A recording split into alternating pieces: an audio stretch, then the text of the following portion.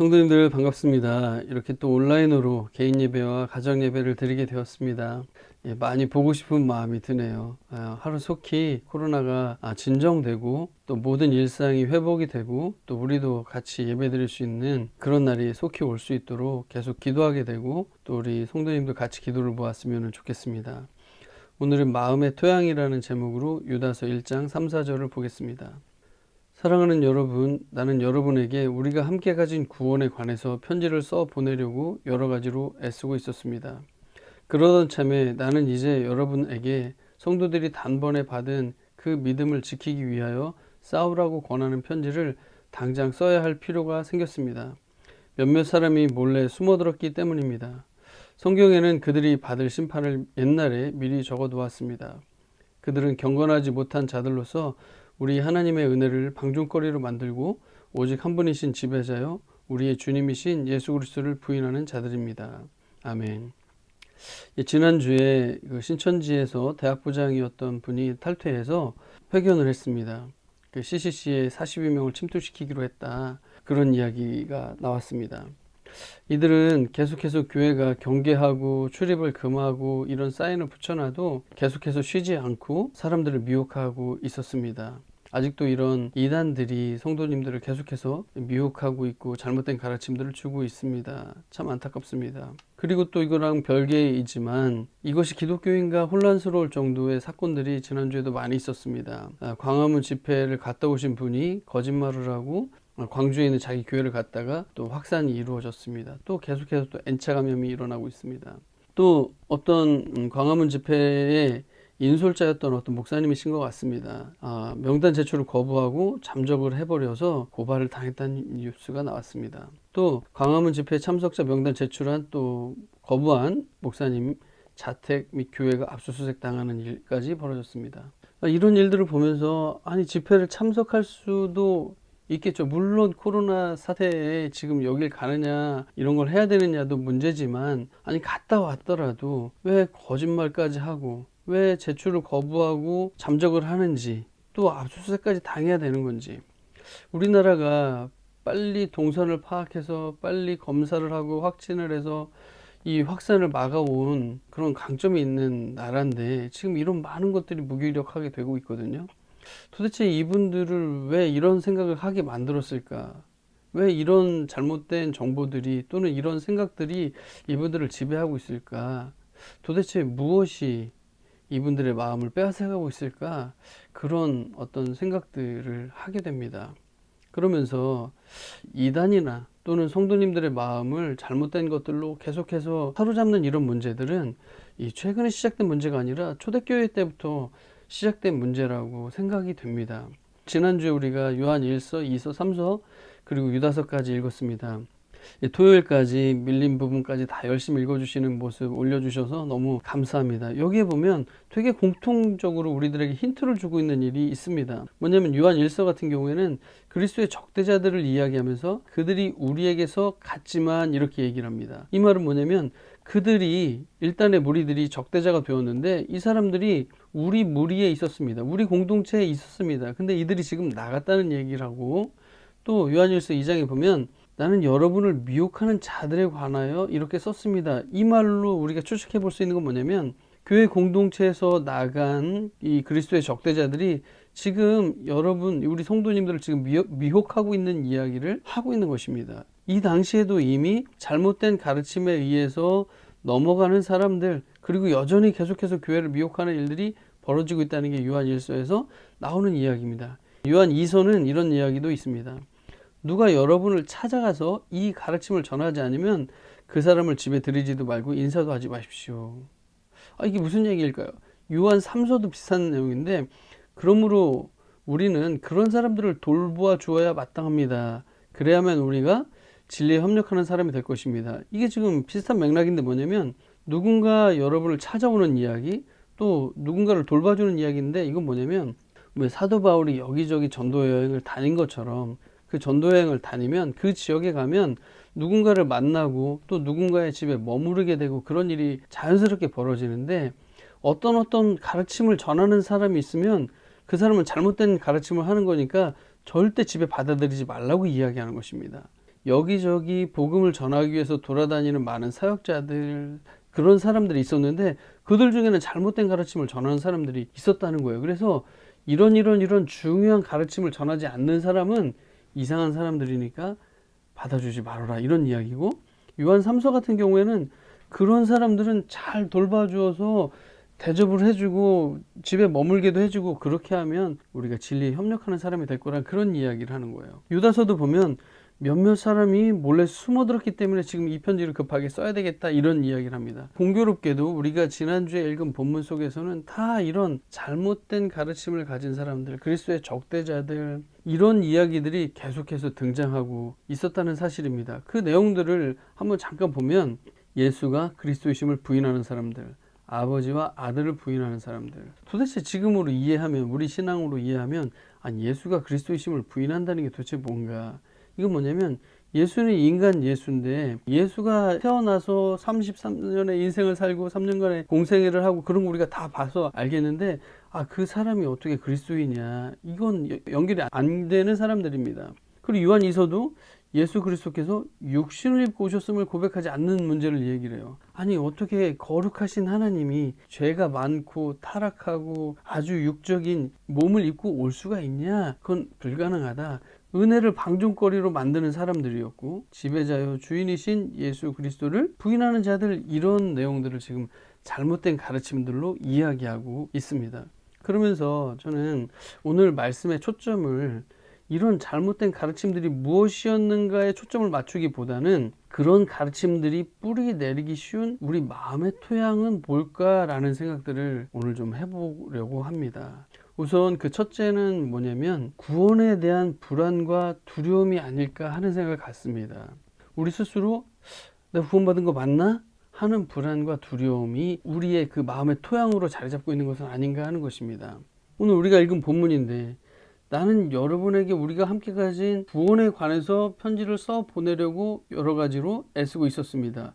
이 말은 뭐냐면 이미 우리가 함께 가진 구원에 대해서 그걸 써야 된다는 어떤 필요를 느끼고 있었다는 것을 이야기를 해줍니다. 구원에 대해서 모르는 게 아니고 가르치지 않은 게 아닐 텐데, 뭔가 상황을 돌아보니까 이걸 다시 알려줘야 되겠다는 생각을 갖고 있었는데 마침 또 급하게 또 다시 쓰게 되었다는 그런 이야기거든요. 그러니까 근본적으로 구원에 대해서 뭔가 안정이 안 되어 있었다는 것을 얘기를 해줍니다. 이 잘못된 가르침들, 예수가 그리스도이심을 부인하는 것, 아까 이야기했죠. 예수 그리스도께서 육신을 입고 오셨다는 것, 즉 우리의 이 구세주 예수, 그리고 성육신, 속죄, 이런 것들이 다 흔들리는 것이죠. 왜? 우리가 믿어야 될 믿음의 대상인 예수 그리스도가 뭔가 흔들리는데, 그 대상이 흔들리게 만드는 어떤 가르침들이 계속되는데, 당연히 구원이 흔들릴 수밖에 없는 그런 상황들로 연결되어진다는 것이죠. 그래서 믿음의 대상이 흔들리게 되면 결국 어떻게 될까요? 우리는 다른 믿음의 대상, 다른 메시아를 찾게 됩니다. 근데 그것이 뭐냐면 결국 내 행위, 내가 어떻게 해서, 내가 어떤 것을 이루어서, 그리고 어떤 깨달음을 통해서 구원, 또는 초자연적인 경험을 하면서 나는 구원받았다고 하는 다른 안정감을 우리는 추구하게 된다는 사실입니다. 믿음의 대상을 흔드는 시도들이 자꾸 이단들이 하는 것이고, 우리로 하여금 다른 것을 추구하게 만들어 버린다는 것이죠. 우리가 계속 많은 이야기를 했었는데, 예수께서 하신 일, 복음의 사건이죠. 인간이 되시고 십자가에서 죽으시고 부활하시고 그 모든 일에 근거한 구원이 끊임없이 불안하고 계속 흔들리고 있습니다. 왜 그러냐면 내가 뭔가 그에 맞게 잘 살아가지고 있지 못하기 때문에 그렇습니다. 내가 떳떳하지 못하기 때문에 그렇습니다. 그리고 그러다 보니까 예수께서 하신 일을 바라보지 않고 내가 어떻게 했나를 계속해서 집중하게 되는 현상들이 우리에게 있습니다. 내가 조금 떳떳하면, 내가 좀 떳떳하지 못하면, 뭔가 그거에 의해서 구원이 계속해서 흔들리는 현실들을 많이 이야기했었습니다. 이게 율법주의의 DNA를 가진 존재라고 생각이 됩니다. 자기 자신을 용서받은 죄인으로 인식하지 못하는 거죠. 자기 용서를 잘 받아들이지 못합니다. 아무리 용서해줬다고 해도 깨름칙하게 계속해서 문제의식을 가지고 있습니다. 다른 사람에 대해서도 그렇게 생각하지 못합니다. 그러다 보니까 판단과 정죄가 계속됩니다. 자기 행위를 계속해서 평가하고 그거에서 자기 온전함을 계속 확인하려고 합니다. 그래서 조금 어떨 때는 안심하고 어떨 때는 불안하고 계속 이거 왔다 갔다 하게 됩니다. 하나님 안에서의 건강한 자기 정체성이 세워지지 않습니다. 복음이 세워지지 않는다는 거죠. 우리가 누누이 많이 이야기했던 부분입니다. 그러다 보니 구원을 위한 할례, 또 모세 율법 준수, 어떤 절기, 음식을 가리고 헌금하고 예배 참여하고 경건 훈련하고 봉사하고 이런 것들을 요구하게 될 때, 특별히 구원과 관련돼서 요구하게 될 때 힘겹게 따르면서 그러면서도 아이러니하게도 안정감을 느낀다는 거예요. 심지어 면죄부를 사라 그러면 그 안정감이 주는 것 때문에 면죄부까지도 살 수 있는 존재들인 거예요. 우리는 이런 율법주의적인 DNA가 우리에게 장착되어 있기 때문에 계속해서 흔들리고 있다는 말입니다. 기쁨이 없는 건 당연하겠죠. 자기 의에 빠진 신앙생활도 일부는 가능하게 되는 것이죠. 여기서 우리가 정말 다시 한번 정리하고 가야 될 건 뭐냐면 구원은 우리에게 달려있지 않습니다. 그래서 굿뉴스인 거예요. 그래서 복음인 거죠. 이게 복음인 것이죠. 구원이 우리에게 달려있으면 우리의 평생을 살펴보고 잘 평가해봐서 너를 구원할지 말지를 살펴보기로 하면 그거는 절대 복음일 수가 없는 것이죠. 그래서 이런 우리의 불안과 두려움이 잘못된 가르침을 기생하게 만드는 어떤 마음의 토양을 제공하고 있는 게 아닌가 하는 것입니다. 다시 복음을 듣고 다시 복음 위에 서야 할 필요가 있습니다. 잘못된 가르침이 뿌리내리기 쉬운 마음의 토양, 첫 번째가 구원에 대한 불안과 두려움이었다면 두 번째는 인간의 욕망에 대한 관대함이라고 생각합니다. 인간의 욕망에 대한 관대함. 여기 보면 우리 하나님의 은혜를 방종거리로 만드는 사람들이라는 거예요. 이 사람들. 이거 무슨 말일까요? 예수가 아까 잘못된 가르침들인데 여기서 파생된 것이기도 한데 인간 예수가 어떻게 메시아 그리스도일 수 있느냐, 거룩하신 하나님의 아들이 어떻게 육신의 옷을 입고 올 수 있냐, 이런 분리하는 사상이거든요. 즉 영과 육을 분리해 버리는 거예요. 거룩함과 속됨을 완전히 분리하다 보니까 어떤 생각에 빠지기가 쉽냐면 육적인 방탕과 방종을 피할 수 없는 현실로 아예 수용해 버리고 그거를 즐기고 있는 일들이 가능해진다는 거예요. 어차피 안 되는 일이야. 육은 악한 거야. 사람은 악해. 약간 맞는 말 같기도 하잖아요. 그래서 그냥 그걸 누리고 즐겨버리는 거예요. 영과 육, 성과 속을 나누는 이 이원론의 두 가지 표출 방식이 있어요. 하나는 어떻게 표출되냐면 극단적인 금욕주의로 갑니다. 이건 과도한 통제예요. 야, 이건 악한 육체니까 이건 금욕을 해야 돼. 과도한 통제를 해요. 또 하나의 어떤 반응은 뭐냐면 무절제한 방탕주의. 회개가 불필요한 거예요. 어차피 안 돼. 그냥 방탕에 자기를 놔버리는 것입니다. 회개할 필요도 없어요. 어차피 이건 약한 거니까. 라고 인간의 욕심과 이 욕구를 절대로 제어하지 않는 것이죠. 그래서 이 인간이 가진 욕망, 정욕, 영과 육을 나누는 이원론, 이 두 개가 같이 만나니까 자기 욕망의 끝판왕이라는 것이 나오게 된다는 사실이에요. 그래서 우리 속에 이런 육체의 욕망이 있는데 이걸 제어하고 싶지 않은 마음, 내 즐거움과 내 쾌락과 내 만족을 추구하고 싶은 그런 것들이 가득 들어있는데 영과 육 이렇게 나뉠 수밖에 없는 거구나 라는 것과 만나니까 브레이크 없는 상태로 나아가게 된다는 사실입니다. 고린도전서 5장에 보면 이런 일들이 있었습니다. 여러분 가운데 음행이 있다는 소문이 들립니다. 자기 아버지의 아내를 데리고 사는 일까지 있다고 하니 그러한 음행은 이방 사람들 가운데서도 볼 수 없는 것입니다. 그런데도 여러분은 교만해져 있습니다. 오히려 여러분은 그러한 현상을 통탄하고 그러한 일을 저지른 자를 여러분 가운데서 제거했어야 하지 않았겠습니까? 그런데 아무도 이걸 이상하게 생각하지 않고 허용하고 있다는 사실입니다. 어떻게 이 이방 사람들 가운데서도 없는 이런 일들이 교회 안에서 벌어질까요?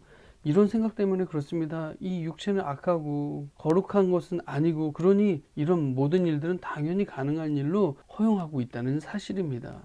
인간의 욕망과 만약에 기복주의적인 가르침이 만나면 어떻게 될까요? 복을 추구하는 그런 가르침들이 막 있잖아요. 이 돈에 대한 욕망은 가득 들어있는데 기복주의적인 가르침 만나요. 수단과 방법을 가리지 않고 부정축제가 일어나는 것이죠. 또 인간의 욕망에 믿음으로 이렇게 된다는 이신칭의 교리 같은 것을 조금 교묘하게 바꾸면 어떻게 될까요? 행함이 없는 믿음이 가능해져 버리는 거예요. 믿음에 따라서 살고 싶은 그런 욕망이 없어요. 난 내 편한 대로 살고 싶어요. 근데 행위가 아니라 믿음으로 이렇게 된다는 걸 잘못 악용하게 되면 행함이 없는 믿음, 방종, 비윤리적인 일상 이런 것들이 싹트기 좋은 마음의 토양을 제공해 준다는 사실입니다. 그래서 우리 인간의 욕망에 대한 이 관대함이 잘못된 가르침들을 기생하게 만든다는 사실입니다. 자, 잘못된 가르침이 뿌리내리기 쉬운 마음의 토양, 구원에 대한 불안과 두려움, 또 우리의 인간의 욕망 이런 것들이 있다고 했습니다. 세 번째는 뭐냐면 자기 이상을 추구하는 그런 마음의 토양이 또 이런 가르침들을 뿌리내리게 한다는 것입니다. 여러분 여기 보면 오직 한 분이신 지배자요 우리의 주님이신 예수 그리스도를 부인하는 자들이란 이야기를 합니다. 예수님을 우리의 지배자요 주인 주님으로 두기 싫어하는 죄인의 속성이 하나의 토양이 된다는 사실입니다. 여러분 로마서 1장 28절에 보면 사람들이 하나님을 인정하기 싫어함으로 하나님께서는 사람들을 타락한 마음 자리에 내버려 두셨다 이럽니다. 사람에게는 하나님을 우리의 주인으로 지배자로 두기 싫어하는 마음이 가득 들어 있습니다. 원래 의로운 관계는 무엇이냐면 창조주와 피조물의 관계, 다스리시는 왕, 또 그의 다스림을 받는 백성, 아버지와 그의 자녀, 목자와 양, 주인과 종, 스승과 제자, 예수님 이렇게 이런 관계가 온전하게 이루어지는 것을 우리는 의로운 관계라고 말해요. 즉 우리 위에 하나님이 계시고 그분의 통치를 받는 백성이 있는 거죠. 이 관계가 세워져야 되는데 하나님을 여기에 두기를 싫어하는 마음들이 우리에게 다 있다는 사실이에요. 그러면 어떻게 될까요? 자기 자신을 지배자, 주님의 위치에 두고 자기 이상과 자기 영광과 자기 우상 숭배에 빠지게 되더라는 것입니다. 우리 마음속에 하나님을 두고 싶어하지 않는 마음 대신에 자기 이상, 타락한 그대로 자기 영광, 자기를 우상으로 숭배하는 그런 마음들이 이 토양을 이루고 있기 때문에 이런 잘못된 가르침들과 잘 만날 수 있다는 사실입니다. 아까 이 장면들을 보여드렸습니다. 최근 코로나 관련해서 이런 반응들 이거 어떻게 이해해야 할까 고민을 많이 하는 가운데 오늘 말씀이 좋은 인사이트를 주었습니다. 이게 신앙적인 행위인가? 하나님의 통치를 받는 하나님을 주인으로 보시는 사람들의 신앙적 행위라고 할 수 있을까? 아니면 자기 이상에 맞는 정부를 세우고 싶어하는 정치적인 행위인가? 이렇게 구별을 해볼 수 있을까? 이런 질문들을 던져보게 됩니다. 정치적인 행위라고 존중해 줄 수도 있습니다. 그런데 이웃에게 코로나 피해를 줄 가능성이 이렇게 큰 방식으로 과연 해야 하나? 우리는 다 정치 행위를 할 수 있는 사람들이죠. 정치 참여를 할 수 있는 사람들이죠. 그런데 이런 방식으로까지 하는 것은 이걸 이해하기가 어렵다는 사실입니다. 팀 켈러가 거짓 신들의 세상이라는 책을 썼는데 여기 보면 이념의 우상이라는 것이 나오면서 이런 표현이 등장합니다. 이념은 우상과 마찬가지로 현실을 정의하는 제한적이고 부분적인 개념에도 불구하고 최종적 결론의 수준으로 승격된다.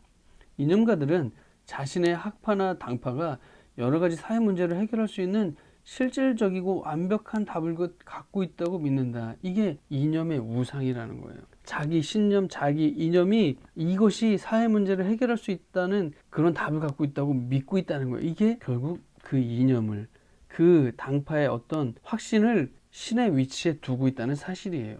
또 내가 만든 신, 역시 팀 켈러가 쓴 책에는 권력 파트가 나오는데 권력 파트에 이런 말이 나와 있습니다. 하나님이 복음의 역사를 통해서만 주실 수 있는 희망을 그들은 정치 지도자와 정책에 걸었다. 그러다가 자신의 정치 지도자가 권력에서 밀려나면 죽을 맛이 된다. 그리고 정치를 우상화할 때 나타나는 또 다른 징후는 상대의 단순한 과오조차도 무조건 악하게 보는 것이다 라는 거예요. 어떤 이런 정치가 이념이 우리의 어떤 이상과 만나서 그것이 우상이 됐을 때 이거는 이미 선과 악의 싸움이 되는 것이죠. 생각이 다른 보수적인 사람, 생각이 다른 진보적인 사람들이 만나서 서로 어떤 접점을 찾아가는 어떤 정치, 때때로 표결, 다수결, 투표 이런 방식으로 만들어지는 이런 어떤 그런 사회가 아니라 이건 이미 선과 악의 문제로 보기 시작한다는 말입니다. 즉 자기 이상, 자기 영광 이것이 특정한 이념과 특정한 정치와 이렇게 만나게 됐을 때 목숨을 걸고 신앙을 수단으로 삼고 반대파는 제거해야 할 악으로 규정하는 그런 현상이 나타나게 된다는 것을 얘기를 해주는 거예요. 그러면서 지금 우리는 지금 이 코로나 사태에서 몇몇 교회가 보여주고 있는 이런 모습이 이념과 정치의 우상 숭배 그런 모습으로 이 시대에 살고 있는 것은 아닐까 조심스럽게 추측을 해보게 됩니다. 우리 스스로도 저 자신조차도 얼마든지 이념과 정치의 우상 숭배에 빠질 수 있는 그런 존재라는 것을 부인할 수가 없을 것 같습니다. 또 이 김산덕이라는 분이 천황제와 일본 기신교라는 책을 쓰셨어요. 제가 읽다가 참 인용하고 싶은 부분이 있었는데 이 또 히로부미 우리 잘 아시잖아요. 이 사람이 이런 얘기를 했다는 거예요. 강한 일본을 만들기 위해서, 그 이상이죠. 국민을 정신적으로 하나로 묶어낼 국가 통합의 기축이 필요하다는 점이었다. 그에게 있어서 이런 기축, 국가를 어떤 국민을 정신적으로 하나로 묶어낼 그것은 단순한 철학이나 사상, 교육이 아니라 아주 독성이 강한 종교여야 했다. 이런 말이 있어요. 그에게 있어서 이 기축적 종교가 될 만한 것은 오로지 황실뿐이었다. 그래서 천황제라는 것이 이 강한 일본을 만들겠다는 그런 이상과 어떤 종교가 수단으로 만들어져서 일본의 어떤 천황제가 만들어진 그런 이야기가 좀 나와 있습니다. 약간 비슷한 모습이 아닐까, 그런 생각들도 해보게 됐습니다. 또 추가적으로 잠깐 한 가지 더 봤으면 좋겠는 거는 뭐냐면, 만약 우리 기독교의 이상이 성취되었을 때 어떤 모습이 나타날 것을 기대하고 있을까 하는 것입니다. 다른 말로 하면, 만약에 우리가 복음화 이런 거 많이 이야기하는데, 복음화된 나라에 대한 어떤 모습, 큰 그림, 그런 게 뭘까 하는 걸 한번 생각해 보게 되었습니다. 관련해서 혹시 우리가 기독교 국가 이런 걸 꿈꾸고 있는 것은 아닌가? 다른 말로 치면 크리스텐덤이라고 부르죠. 지난주에 이 책을 읽었거든요. 포스트 크리스텐덤 시대의 한국 기독교. 여기에 나와 있는 글들을 몇 가지를 인용해 보겠습니다. 기독교 국가 크리스텐덤은 어떤 모습일까? 책에 소개된 모습은 로마의 기독교가 공인된 이후 기독교에 대한 호위 정책이 막 나오고 성당을 막 건축하기 시작한 이런 일들이 막 벌어지는 모습. 제국 안에 유일한 종교예요, 기독교가. 또는 국왕이 즉위할 때 이제 교황이 머리에 관을 씌워준다든지 이렇게 축복을 해주는 이런 모습, 우리 이런 모습을 우리 기대하는 거 아닐까? 타고 식민지하면 그 나라 전체가 완전 개종이 되는 거예요. 이런 모습, 박해받는 소수의 기독교가 아닌 이제 세상을 책임지는 주류의 모습, 우리 이런 것들 기대하는 걸 아닐까? 강한 반공주의, 미국식 자유시장 경제, 개신교 제국, 약간 미국에 있는 모습들, 이런 모습들이 있습니다. 미국 근본주의 그런 모습들이죠. 그래서 기독교가 지배하는 국가, 기독교 세계, 이런 것들을 우리가 복음이 막 전해져서 막 이제 막 잘 됐을 때, 모든 게 완벽하게 되었을 때 결국 우리가 이런 사회를 꿈꾸는 거 아닌가? 라는 것이죠. 사실 이렇게 되었을 때 중세라든지 이런 시대에 얼마나 많은 부작용들이 일어났는지는 우리가 너무도 잘 알 것이라고 생각하고, 다 다룰 수는 없지만 혹시 이런 것들이 아닌가? 그러면서 저는 이런 질문들을 던져봅니다. 예수님의 하나님 나라에 오게 하심이, 나라가 오기를 위해서 기도하자라고 할 때 과연 이런 모습일까? 예수님이 이루려고 하신 사역의 결과가 과연 이런 모습일 수 있을까? 라는 생각을 던져보게 됩니다. 그러면서 우리의 신앙적 이상과 이 추구가 건강한 성경적 토대 위에 있는가라는 것도 우리가 많이 생각해 봐야 될 것 같습니다. 우리가 열심히 복음을 전하고 열심히 뭔가 신앙생활을 하고 열심히 이 세상 속에서 일하면서 결국 우리가 추구하는 어떤 그 이상이 과연 성경적인가? 돌아볼 필요가 있다는 사실입니다. 그래서 자기 이상, 자기 영광, 자기 숭배를 추구하는 이런 어떤 마음의 토양들이 이런 잘못된 가르침들을 기생하게 할 수 있다는 사실입니다. 정리하면 그렇습니다. 잘못된 가르침들이 뿌리내리기 쉬운 우리 마음의 토양, 구원에 대한 불안과 두려움, 이것이 율법주의로 가게 만든다는 것입니다. 그리고 인간의 욕망, 이런 것들에 대한 스스로 관대함, 이런 것들이 어떤 방종으로, 방탕으로, 반율법적인 모습으로 나타날 수 있다는 것입니다. 그리고 자기 이상에 대한 추구가 더 우선이 될 때 기독교도 하나의 수단화되고 그럴 수 있다는 사실, 그리고 그것을 위해서 어떤 종교도 얼마든지 이용될 수 있다는 사실. 그래서 우리 마음이 무엇인지를 살펴보는 것도 너무 중요하겠다 싶습니다. 같이 한번 기도하겠습니다. 하나님 아버지, 고맙습니다. 참 많은 이단들이 우리들의 생각과 예수님에 대한 생각과 신앙의 어떤 중요한 교리들에 계속해서 흔들어대는 일이 있습니다. 또 지금은 많은 교회와 또 그리스도인들도 이 정치의 소용돌이 속에 살아가고 있는 것 같습니다. 하나님, 우리의 마음을 정말 새롭게 해주셔서 우리의 구원이 흔들리지 않게 해주시고, 우리의 마음이 성령을 추구함으로 말미암아서 우리의 육신적인 욕구와 욕망에 사로잡히지 않도록 늘 지켜주시고, 또 우리의 이상이, 우리의 추구하는 바가, 또는 우리의 어떤 훌륭하다고 하는 우리의 어떤 사명들이 자기 이상에 충만한 것은 아닌지, 자기 숭배에 충만한 것은 아닌지, 성경적이지 않은 어떤 이상을 붙들고 종교적 열심을 내고 있는 것은 아닌지 분별할 수 있는 그런 은혜를 허락하여 주시옵소서. 그래서 정말 예수께서 가신 길, 예수님이 이 땅에서 보여주신 길을 잘 따라갈 수 있는, 그런 좁은 길을 갈 수 있는 우리 모두가 될 수 있도록 도와주시옵소서. 감사합니다. 예수님의 이름으로 기도드립니다. 아멘.